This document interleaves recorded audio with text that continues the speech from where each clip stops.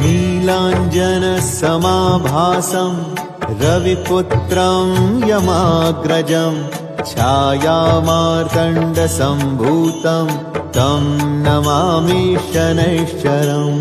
नीलाञ्जनसमाभासं रविपुत्रं यमाग्रजं छायामार्तण्डसम्भूतं तं नमामि शनैश्चरम्।